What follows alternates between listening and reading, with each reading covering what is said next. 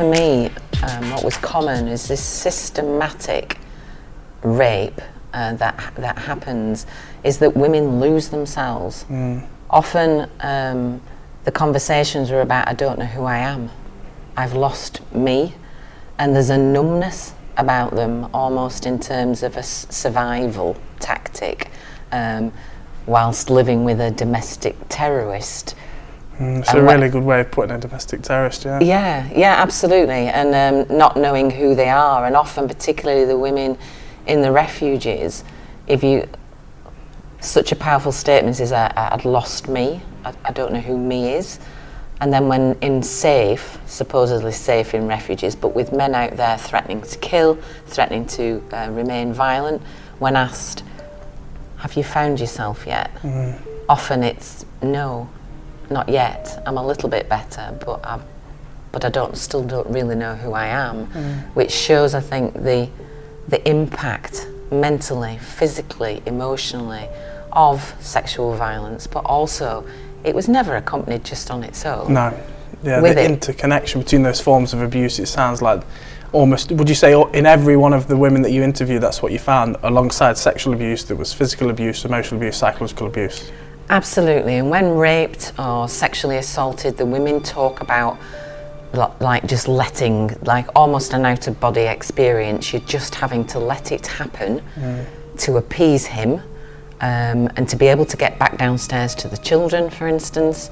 This sense of just trying to survive, but when talking about what has been the impact for them, they never put it in words of, well, it's the rape that was worse. Every one of the women has tended to say it's this long-term psychological damage which the physical and the sexual abuse and the control has brought, that's been the absolute hardest, and that is something that all of them are still trying to get over. Many of these women had mental health problems and had forgotten who they were before these relationships had come about. Disgraceful, really, isn't it? You know, another thing that comes to mind based on what you're saying there is about them recognising and reporting to you what's clearly, that you can identify as somebody who works in this area as amounting to rape or sexual violence in some way, but them themselves not recognising that. Yeah. So last year alone in the UK, we know that the figures were 40,000 plus formally recorded rapes in England and Wales.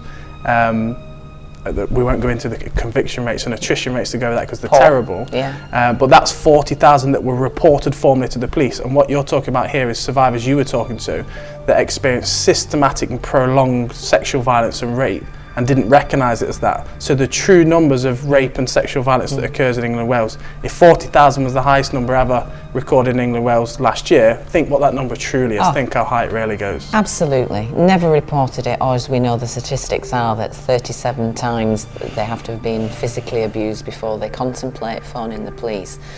What was appalling within the accounts of women was not just the sexual violence that often went hand in hand with the physical violence, and physical violence that meant broken jaws, broken ribs, broken noses, stamped upon, and not allowed to engage with health services, hospitals or doctors, surgeries.